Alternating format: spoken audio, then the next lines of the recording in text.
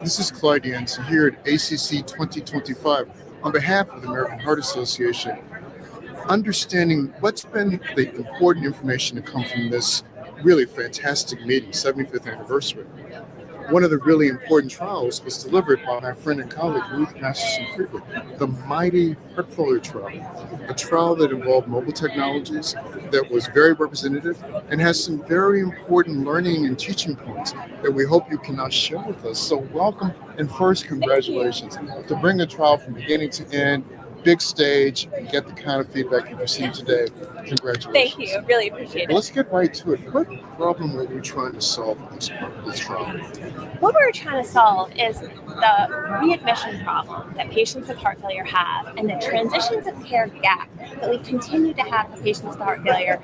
Many patients get discharged from the hospital, but they still have a heavy symptom burden and poor health status. And so this trial was really targeted at trying to figure out what transitions of care program would work best in this patient population. So I like the hypothesis, but what was intriguing was that you took a pragmatic approach and tried to compare known strategies. Is that correct? Absolutely. We took two known strategies that are implemented right now in clinical practice. One of those was a transitions of care coordinator, which is very common across hospitals all over the United States, where a nurse does a discharge phone call, 48 to 72 hours post-discharge. And then the other group was called mobile integrated health. This is a little bit different. It is implemented in some hospital systems, but let me tell you a little bit more. So it includes a nurse care coordinator that does that same call, 48 to 72 hours post-discharge. But in addition, they also can dispatch community paramedics. Now, these are paramedics that have some additional training in heart failure, and they can either transport patients to the hospital or they can actually help to manage the patient at home. And in this case, that was really the focus.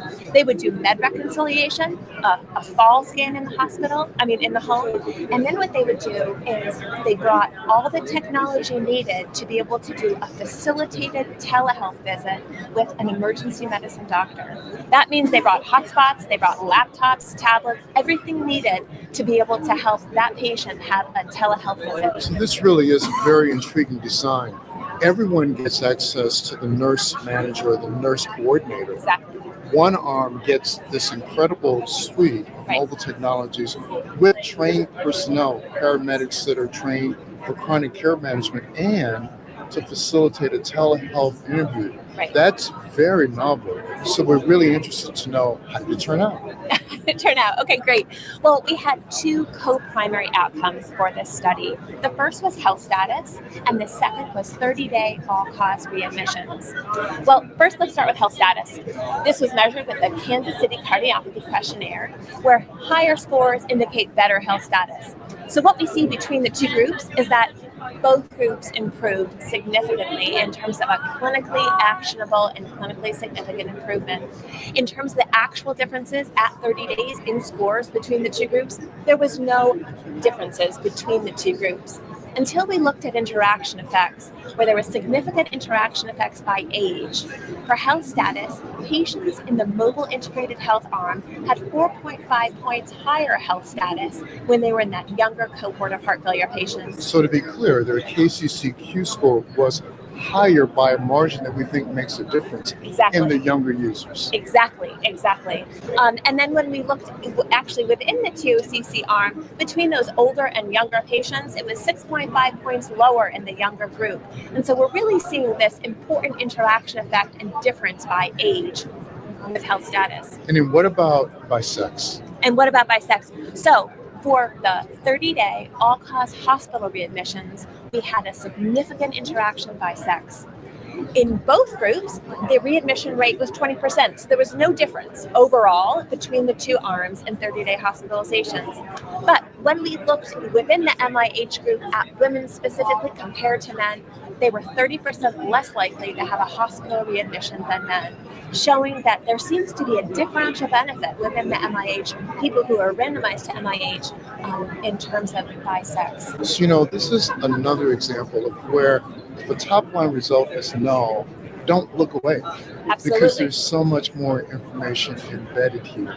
A couple of other caveats. You had a very representative patient population, Yes. not the norm, even in today's world. What did you do differently? Great. Well, yeah, you're right. So 52% of the population were women, 47% Black, 27% Hispanic. And this was really by design. We wanted to make sure that this study was representative of the people that are getting hospitalized for heart failure in our urban New York City environment. And that included Medicare, Medicaid services, And that included right? Medicare, and actually everybody had to be a Medicare or Medicaid patient.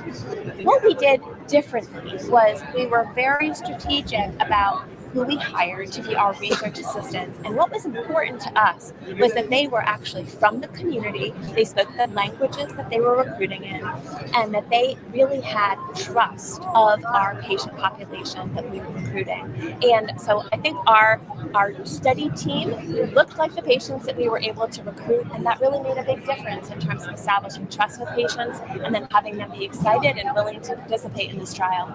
So at a minimum, I want to amplify the first thing you said. Both groups had an improvement in their health status, meaning that if you take this representative group recently hospitalized, especially with heart failure, you just have the nursing intervention. That is a step forward that Yes. helps patients do and feel better. Absolutely. Give us the summation. So I would say that what we find here in this study is that mobile integrated health is promising. But what we want to understand better is why there were some of these differences by age and by sex, and so that we can both improve the program before we further implement it. And the goal here is really that we can target the implementation to patients who are going to most benefit from the service. So if I were to say, do you think there's a future for mobile integrated health technologies, you would say?